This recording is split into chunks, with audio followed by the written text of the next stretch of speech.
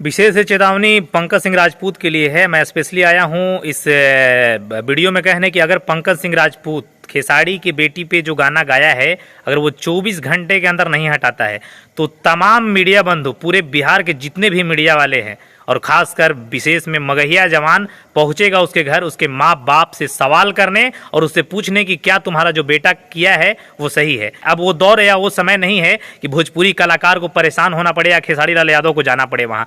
पूरे भोजपुरी समाज चलेगा बक्सर पंकज सिंह राजपूत के घर। ये चेतावनी है पंकज तुमको, अगर 24 घंटे के अंदर तुम वीडियो नहीं उतारते हो तो पूरा मगहिया जवान, पूरे मगहिया के सब समर्थक और पूरे सोशल इन्फ्लुएंसर जितने हैं सब तुम्हारे घर आएंगे। और जिस प्रकार की ये नादानी और बचपना तुम कर रहे हो ना, करना बंद कर दो। तुमको क्या लगता है कि भोजपुरी के कलाकारों को, भोजपुरी के सुपरस्टारों के माँ बहनों को इज्जत नहीं है?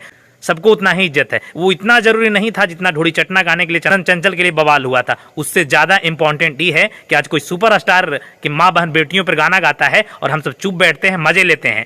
जात बिरादरी छोड़कर सब लोग एक समाज को सुदृढ़ करने के लिए, एक भोजपुरी को अच्छा करने के लिए सब मिलकर आवाज उठाएंगे और गलत को गलत कहेंगे। जय हिंद।